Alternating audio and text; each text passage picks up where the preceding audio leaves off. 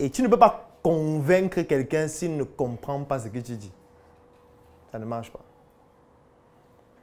Parce que ce que tu dis, ce n'est pas pour toi. Tu le dis pour convaincre l'autre. Parce qu'on suppose que toi, tu es déjà convaincu. Parce que si tu as ce projet, on suppose que tu es convaincu par ton idée, tu te dis que ça fonctionne. Donc, ton objectif maintenant, c'est de convaincre l'autre à rejoindre. L'autre, ça peut être un investisseur, ça peut être un collaborateur, ça peut être d'autres ingénieurs, ça peut être n'importe qui. Donc, la première des choses à faire, c'est je m'adresse à qui? Quelles sont les personnes que je souhaite convaincre? Quel est leur niveau? Et quel est dans le niveau que je dois utiliser pour pouvoir les convaincre plus facilement? Sinon, ce sera comme un dialogue de sourds. Donc, c'est comme si tu te parlais à toi-même. Si je prends l'exemple du projet de la dame qui veut aider ceux qui sont dans les quartiers défavorisés à résoudre le problème de l'inondation, ton produit ou ton service va coûter combien? Ça coûte combien? Mais tu imagines que ça peut coûter combien?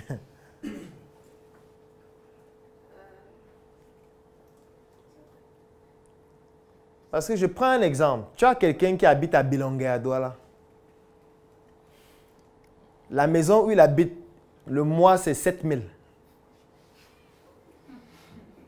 Il paye 7 000 par mois.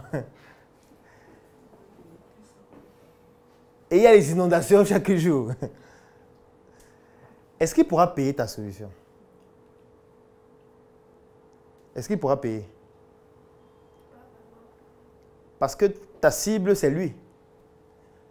Quand tu présentes ce projet pour qu'on t'accompagne à le réaliser, est-ce que celui à qui tu présentes le projet, tu penses vraiment qu'il va trouver que c'est rentable?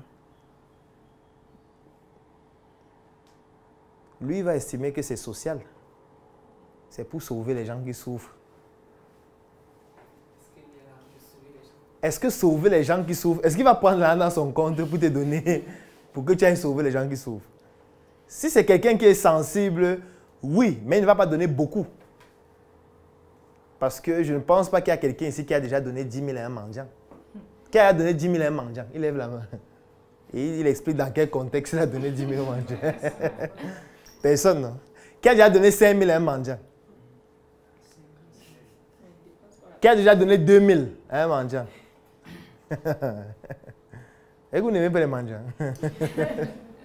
Vous voyez quelqu'un qui souffre, qui a les mains coupées, vous ne donnez pas 2 000. Alors que peut-être vous avez 100 000 dans la poche. Alors que vous avez un OM qui a au moins 250 000. Allez effectuer un retrait, vous lui donnez 5 000 non, pour l'aider. Vous voyez qu'il n'arrive pas à vous convaincre à donner 10 000, n'est-ce pas?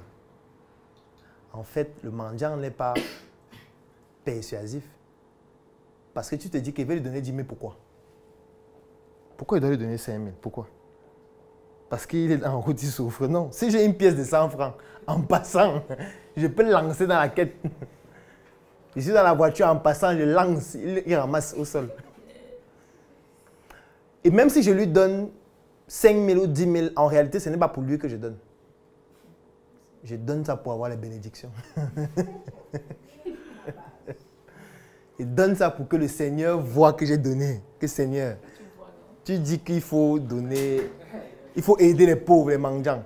Ce mois, j'ai donné 10 000. Donc, j'ai besoin de plus de bénédictions. Il faut que mon entreprise a le chiffre d'affaires augmente, que je puisse avoir de la réussite dans mes affaires, ainsi de suite. Donc, ce n'est pas pour le mendiant que tu as donné. Tu as donné pour toi-même. Parce que lorsque tu présentes un projet, lorsque tu présentes une initiative et tu donnes l'impression d'être une mendiante ou un mendiant, ça ne marche pas. Parce que du moment où les gens se rendent compte que tu es en train de mendier, ils ne donnent plus ou ils ne donnent pas beaucoup. Quand vous présentez vos initiatives, je me rends compte que personne ne dit ce qu'il a déjà fait lui-même. Vous dites juste, je me suis rendu compte qu'on ne construit pas bien les maisons. Je veux construire les hôtels 7 étoiles. Donnez-moi l'argent, je vais construire. Toi, tu as fait quoi? Toi, tu as fait quoi? Tu ne montres même pas une case que tu as construite toi-même qui est mieux que ce qui est là. Tu ne montres même pas un mur droit que tu as fait toi-même avec ton argent. Tu ne montres même pas le plan que tu as fait toi-même. Tu demandes déjà l'argent pour faire les hôtels 7 étoiles sans qu'on ne voit ce que tu as fait. Ça ne marche pas. Ça ne peut pas marcher. Pour que ça marche, il faut que tu aies déjà un certain nom, une certaine notoriété. Ça veut dire que tu as travaillé sur ta capacité à persuader les gens avec tes précédents résultats. Si on ne te connaît pas, ça ne va pas marcher. Tu viens, tu dis que tu veux construire un centre de formation avec le développement personnel. Mais pourquoi tu ne commences pas le développement personnel, mais au moins sur Facebook? Sauve déjà certains avec... Sauve même d'abord même 5. Présente au moins un que tu as accompagné avec ton développement personnel qui a eu des solutions. Ne viens pas seulement dire, je me suis rendu compte qu'ils volent déjà, ils sont devenus des bandits, ils sont morts, ils sont machin. Et je pense que dans 10 ans, on va créer un centre. Qu'est-ce qui te dit même d'abord que le centre, c'est ça la solution? Le centre là, est-ce qu'ils auront d'abord même les moyens pour payer?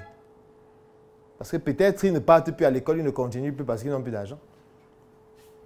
Si ton centre vient et que la pension c'est 500 000 ou 200 000 ou 300 000, est-ce que ça résout le problème? Non. Et là, on est maintenant dans un des points que j'ai listé tout à l'heure, la logique. Si ce n'est pas logique, ça ne passe pas. Certains ont essayé les émotions en racontant des histoires, mais c'était comme la récitation. C'est la récitation lorsqu'il n'y a pas d'intonation dans ce que vous dites. Je ne vais pas revenir sur l'intonation, je suis certain que vous avez déjà vu ça pendant la formation. Il faut utiliser les intonations. Si tu dis juste que j'étais à l'école, les gens ne m'aimaient pas, ensuite je suis parti au travail, j'ai trouvé un ami qui m'aimait bien, c'est fatigant. C'est qu'à un moment donné, tout le monde prend son téléphone pour attendre que tu finisses. On n'en peut plus. Tu saoules tout le monde. Parce qu'il n'y a pas d'émotion dans ce que tu dis. On sent que tu ne ressens même pas toi-même les émotions que tu souhaites transmettre aux autres. Ça ne fonctionne pas. Et pour transmettre les émotions, lorsqu'on s'exprime, ce sont les intonations. Donc parfois, on avait l'impression que ce sont des histoires que vous racontez comme une forme de récitation. Et ça ne passe pas. Maintenant, je suis d'accord qu'on ne peut pas l'avoir spontanément. Ça veut dire, ce que je vous recommande de faire, c'est de faire cet exercice chaque jour, pendant au moins 6 mois. Et il faut que l'exercice soit jugé par quelqu'un. Et l'idéal, c'est que ce soit sur Internet.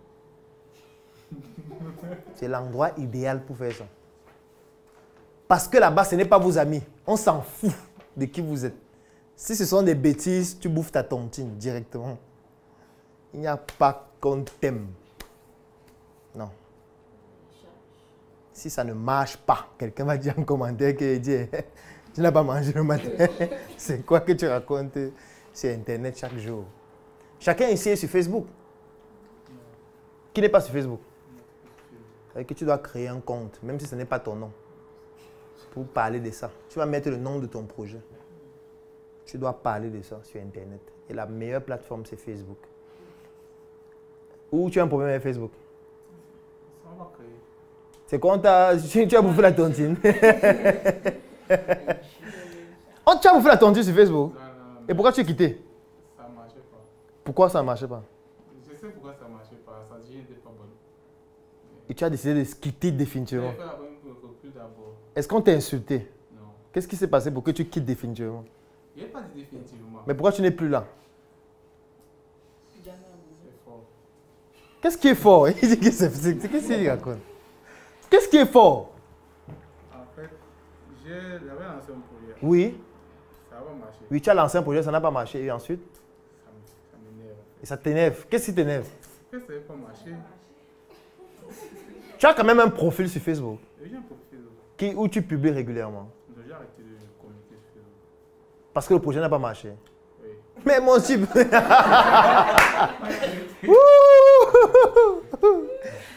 Mon frère, ce que tu es en train de dire là, c'est extrêmement grave. C'est extrêmement grave pour 2 raisons. Première raison, les clients s'en foutent de vous. Hein. Quelqu'un n'est pas venu sur Facebook pour acheter tes produits. Personne n'a créé un compte Facebook pour acheter tes mèches ou ton yaourt, je ne sais pas trop quoi. Personne n'est venu sur Facebook pour acheter les yaourts. Tu vendais quoi? Confection des CV. Des CV. Donc quelqu'un a fini l'école. Il a tout payé. Il lit l'heure parce qu'il ne trouve pas le travail. Tu lui demandes encore de payer pour faire le CV, pour aller chercher encore le travail qu'il n'y a pas déjà.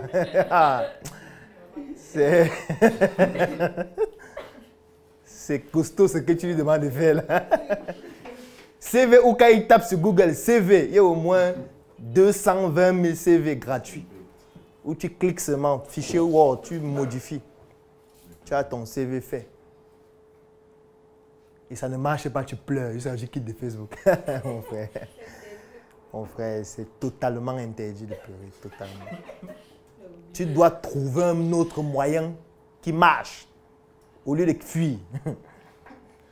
Parce que sinon tu vas mourir tôt. Parce que tes émotions vont être bousculées lorsque tu vas lancer ton projet. Tous les jours. Tous les jours. Tu ne peux pas abandonner parce que ça n'a pas marché, non. Tu dois trouver un moyen pour que ça marche. Ou alors trouver un autre projet ou trouver une autre stratégie. Pas que tu dis que non, vraiment, pourquoi ça ne marche pas, il peut faire partie. Non, ce n'est pas Facebook, ce n'est pas ta copine. Tu trouves une solution pour que ça marche, point. Ce n'est pas qu'on t'a barré, dit que oh, vraiment, je me sens mal. Tu te sens mal, ça fait quoi? Trouve une solution, mon ami. Il n'y a pas de je me sens mal, non. Donc, tu vas revenir sur Facebook dès demain. Tu reviens sur Facebook et tu vas te battre pour trouver quelque chose qui marche. Oui, tu peux le faire. Je sais que tu peux le faire. Ça marche? Ça marche. Oui, tu vas le faire. Ça va marcher. Donc, ce que je vous recommande de faire, la première des choses, c'est d'identifier à nouveau le projet sur lequel vous souhaitez communiquer afin de pouvoir persuader les gens d'y adhérer. Ce n'est pas nécessairement le projet sur lequel vous avez communiqué devant. Donc, je vous donne 2 jours pour réfléchir dessus jusqu'à lundi. Et lundi, vous devez avoir déjà en tête de manière précise le projet sur lequel vous allez communiquer pendant 6 mois. La deuxième chose que vous allez faire, c'est, concernant ce projet, vous allez identifier tous les mots-clés qui tournent autour du projet. Quand je parle de mots-clés, ça veut dire quoi? Si on dit peut-être génie civil, les mots-clés, il y a peut-être ingénieur, il y a peut-être maçon, il y a peut-être menuisier, il y a peut-être plan, il y a peut-être architecte. Ce sont les mots-clés qui tournent autour de ton secteur d'activité. Donc, pour tout le secteur d'activité que vous allez choisir, vous identifiez tous les mots-clés qui tournent autour. Vous pourriez vous servir de Google pour avoir d'autres mots-clés si vous n'avez plus d'inspiration. Donc, vous essayez d'aller en ligne, vous cherchez un peu les sujets qui tournent autour du thème ou alors du projet que vous avez choisi. Donc, première chose à faire, vous identifiez un projet qui n'est pas nécessairement le projet que vous avez présenté pendant l'exercice, si vous estimez qu'il n'est pas assez pertinent. Deuxième chose à faire, tous les mots-clés qui tournent autour de ce projet. Dès que vous identifiez tous les mots-clés, vous allez les classer. Ça, c'est la troisième étape. Vous les classez par catégorie. Ça veut dire que les mots-clés qui vont ensemble, vous les classez. Je prends un exemple. Si on reste toujours dans le génie civil, on va classer par exemple les ouvriers dans un chantier d'un côté. C'est-à-dire les ouvriers dans un chantier, on aura le maçon, on aura le menuisier, on aura tous les ouvriers d'un côté. On aura par exemple les maîtres d'œuvre d'un côté, on aura le maître d'ouvrage d'un côté, on aura toutes ces catégories-là qui sont classées. Est-ce qu'on comprend ce que je dis? Donc les mots-clés d'abord, c'est au hasard. Vous essayez de lister le maximum de mots-clés sans forcément réfléchir à l'endroit où ça se trouve. Et ensuite, vous prenez les mots-clés, vous les classez par catégorie. Si on prend peut-être le domaine de l'agroalimentaire comme elle, on aura dans les mots-clés les intrants d'un côté. Dans les intrants, elle va lister les ingrédients qui entrent dans la fabrication. D'un autre côté, on aura par exemple la logistique. Ça veut dire que lorsqu'on a fini d'avoir les intrants, comment est-ce qu'on fait pour les transporter, pour les envoyer à l'usine? Comment est-ce qu'on fait pour faire en sorte que le produit manufacturé se retrouve dans les points de distribution? On aura par exemple l'usine. Dans l'usine, qu'est-ce qu'on a? On a les machines, on a les ouvriers, ainsi de suite. Vous voyez qu'on est déjà en train de classer. Au début, on mettait seulement ouvrier, machine, distribution, ainsi de suite. On a tout mis, les mots-clés. Troisième étape, on classe.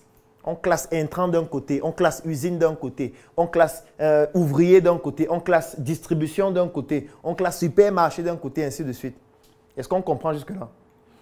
Dès qu'on a fini de classer maintenant, la quatrième étape, ce sont les contenus à produire. Pour chaque mot-clé, il faut un contenu. Le contenu sera soit un texte, soit une vidéo. Ce sera maintenant au choix. Soit un texte, soit une vidéo. Mais moi, je vous recommande de commencer par le texte. Parce que pour mieux s'exprimer, il faut d'abord mieux faire les textes. Parce que pour bien s'exprimer, il faut visualiser ce qu'on va dire. Pour visualiser ce qu'on va dire, il faut l'avoir déjà écrit au moins plusieurs fois. C'est à force de l'écrire qu'en parlant, les arguments viendront plus facilement, les mots viendront plus facilement. Quand vous n'avez pas encore écrit ce que vous voulez dire, c'est difficile. Ce n'est pas facile d'improviser comme ça, non. On n'improvise pas. Une improvisation, c'est une préparation qui s'est faite au moins 10 fois. N'essayez pas d'improviser, n'essayez pas de chercher les mots au hasard comme ça pour expliquer ce que vous voulez expliquer dans le but de persuader les gens, non. Donc, 1, vous avez le projet. 2, vous avez les mots-clés. 3, vous les classez les mots-clés. 4, vous produisez un contenu par mot-clé.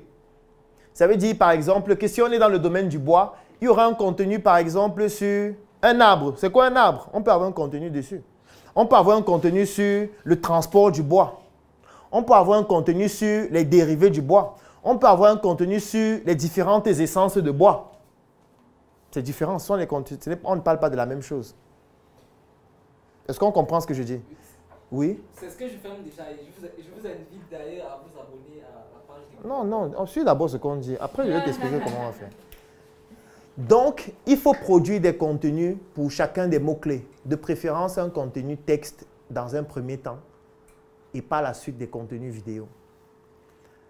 Ensuite, ce qu'il va falloir faire, c'est qu'il va falloir mettre sur votre profil ou sur votre page, ou les deux, si vous en avez les deux, un de ces contenus-là chaque jour. Chaque jour, vous devez poster un. Chaque jour. Un jour ne doit pas passer sans que vous ne postiez un. Et l'avantage maintenant, c'est que comme vous auriez déjà listé tous les mots-clés, vous les aurez classés, vous n'allez pas manquer d'inspiration sur le contenu sur lequel vous allez travailler. Donc, tout ce que vous aurez à faire, c'est, si vous voulez faire un contenu, par exemple, aujourd'hui, vous partez seulement sur les mots-clés. Vous prenez un mot-clé et vous travaillez un contenu dessus. Le lendemain, vous pourriez travailler un contenu sur un autre mot-clé. Vous pourriez même vous asseoir un dimanche, vous faites 7 contenus, vous les planifiez pour les 7 jours de la semaine. Si vous préférez travailler de manière organisée, pour ne pas avoir à réfléchir chaque jour sur le contenu à produire. Le but du contenu, c'est de pousser les gens à adhérer au projet. Vous ne faites pas le contenu juste pour parler de tout. Vous faites le contenu pour montrer votre expertise sur le sujet. Et à la fin, vous faites une transition pour parler de votre projet et pousser les gens à y adhérer. Maintenant, les gens pourront, vous pouvez les pousser à mentionner en commentaire s'ils sont intéressés. Vous pourriez créer un formulaire qu'ils peuvent remplir. Vous pouvez mettre un numéro de téléphone qu'ils contactent. Ça dépend de ce que vous choisissez, qui sera plus simple pour vous. Parce que le but, c'est que chaque semaine, vous devez évaluer, il y a combien de personnes qui ont été intéressées par mon projet. Et ces personnes, vous devez avoir leurs informations, au moins leur nom et leur numéro, le minimum. Donc, vous devez pouvoir faire un rapport à la fin de la semaine et de dire, à la fin de cette semaine, j'ai fait 7 contenus. Il y a 10 personnes qui ont été intéressées par mon projet. Voici la liste avec leur nom et leur numéro, leur nom et leur numéro. Si vous pouvez aller plus loin, c'est plus intéressant, c'est-à-dire le nom, la ville, la profession, le numéro, l'adresse email. Ça, c'est les 5 qui seront idéales. Et si vous ne pouvez pas avoir les 5, au moins le nom et le numéro. Jusque-là, on comprend? Maintenant, ce qu'il va falloir faire, c'est de faire en sorte que dans vos contenus, on retrouve les 5 étapes que je vous ai données tout à l'heure. Première chose, c'est l'image que vous projetez. Si je produis un contenu sur le bois, je ne dois pas juste dire que le bois, c'est ceci, c'est monté, c'est descendu. Non. Il faut que dans ce contenu, je parle de moi. Ce soit comme une histoire où c'est moi qui suis en train de faire quelque chose. C'est différent. Ça veut dire écrire un contenu dans lequel je parle du bois et écrire un contenu où j'explique comment je suis allé dans un village et puis j'ai vu le bois et je suis en train de vous expliquer ces différents types de bois avec une image qui peut illustrer cela. C'est plus pertinent, c'est plus persuasif. Au lieu d'aller juste prendre les images en ligne et poster. Tu peux venir dans un, je veux dire, ici à Yaoundé, il y a des endroits où il y a des arbres. Tu peux aller vers un arbre, tu prends une photo devant cet arbre-là et puis tu expliques que ici, je me trouve à tel endroit, à Yaoundé, devant un arbre de telle caractéristique. En fait, cet arbre, c'est telle essence de bois, tu commences à expliquer. Ça, c'est plus persuasif que de prendre juste des images en ligne et de dire qu'il y a des bois de telle nature, de tel type. Non. Chaque contenu, il doit avoir votre image à l'intérieur. Il doit avoir une image que vous projetez qui va montrer que vous avez une expertise concernant ce que vous êtes en train d'expliquer. Si vous n'en trouvez pas, vous devez créer le moyen de vous retrouver dans le contenu là. Donc, si tu parles, par exemple, des produits que tu fabriques, il va falloir que tu expliques que c'est de toi qu'il s'agit. C'est toi qui es en train de le faire. Tu ne dis pas que voilà comment ça se fait. Non. Tu dis comment tu le fais. Tu prends des exemples sur ce que tu as déjà fait. Tu mets des repères temporels. C'était tel jour, à telle heure, dans tel quartier, avec telle personne, si c'est possible. Parce que c'est ça qui rend persuasif ce que vous dites. On est plus en confiance lorsqu'on se rend compte que c'est vous-même qui êtes en train de le faire ou c'est vous-même qui l'avez fait avant. Ne dites pas juste des choses vagues. Ne partez pas sur Google, prendre juste les textes pour venir publier. Non, ça ne marche pas. Donc, ça, c'est l'image que vous projetez. La deuxième chose, c'est les émotions. Il va falloir analyser les émotions que vous allez intégrer dans votre contenu. Les émotions, je vous laisse aller découvrir cela. Vous avez certainement vu ça durant les précédentes formations, que ce soit les émotions primaires, les émotions composées. Il faut que dans chacun de vos contenus, il y ait au moins une ou plusieurs émotions que vous utilisez. Parce que quand quelqu'un lit le contenu, il doit pouvoir soit avoir peur à la fin, soit être joyeux. Il faut qu'il y ait une émotion que la personne qui écrit le contenu transmet à celui qui va lire. Très important. Après l'émotion, il y a la logique. Il faut des éléments logiques dans votre contenu. La logique, ce sont par exemple les statistiques. La logique, c'est par exemple le fait d'expliquer de manière cohérente ce que vous faites, de telle sorte que ce soit facilement compréhensible. Il faut pouvoir utiliser certaines images, cette fois que vous allez adapter toujours par rapport à notre contexte. Vous pouvez vous rendre compte que, par exemple, il y a une actualité où on parle d'un sujet et vous essayez de voir comment associer ce sujet-là à votre contenu et créer une forme de métaphore. Et la dernière chose, c'est d'être concis dans ce que vous dites. N'essayez pas forcément de dire des choses longues. Ça n'a pas besoin d'être long nécessairement. Ça peut être très court, concis et précis. C'est tout. Vous produisez un contenu comme ça chaque jour.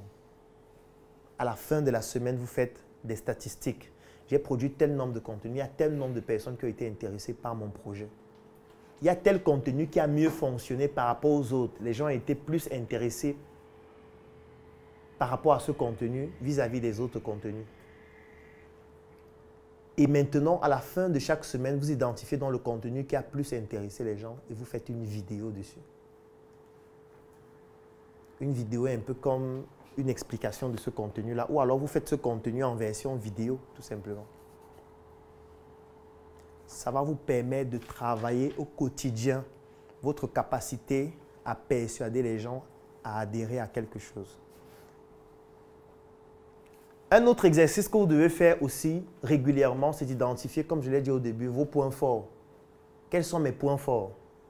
Quels sont mes points faibles? Comment est-ce que je développe mes points forts?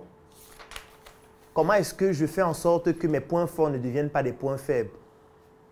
Et comment est-ce que je travaille sur certains points faibles pour pouvoir les utiliser dans certains contextes pour être plus persuasif?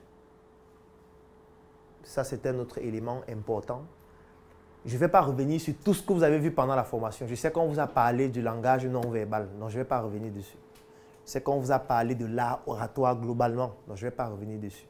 On vous a parlé de la voix. On vous a parlé de la gestuelle. Donc, je sais que les autres formateurs ont fait leur travail là-dessus. Donc, je ne reviens pas sur ces détails qui, eux aussi, sont fondamentaux pour persuader. Parce que la persuasion, en réalité, c'est un processus. Et c'est un processus qui va faire en sorte que ce sera au fur et à mesure que les gens vont se rendre compte qu'ils peuvent vous faire confiance. Ça ne va pas venir spontanément. Donc, quand je vous dis de produire les contenus chaque jour, le but, c'est que quelqu'un, chaque jour, se rende compte qu'il y a une dame là, elle parle très bien des yaourts. Tous les jours, elle a un contenu sur le yaourt. Tous les jours, elle parle d'une situation dans laquelle le yaourt qu'elle produit a apporté une solution particulière. Que les gens commencent à installer dans leur tête l'étalon selon lequel vous êtes une experte dans le domaine du yaourt. Et que si quelqu'un d'entre eux a envie du yaourt, il sait qu'il doit vous contacter. S'il a envie de se former, il sait qu'il peut vous contacter. S'il voit quelqu'un dans son environnement qui a besoin d'une compétence dans le domaine des yaourts, il sait qu'il peut vous recommander. C'est ça le but. Ça veut dire que vous êtes en train progressivement de devenir quelqu'un de persuasif. Ça veut dire que vous arrivez à convaincre les gens, mais c'est un processus qui va prendre du temps. N'essayez pas de devenir persuasif d'un coup. Ça ne marche pas. Et il y a donc cette discipline que vous devez pouvoir travailler jour après jour. Tel que j'explique comme ça a l'air facile, mais ce n'est pas facile. Parce que poster chaque jour, ce n'est pas facile. On dit ça comme ça c'est comme si c'est rien.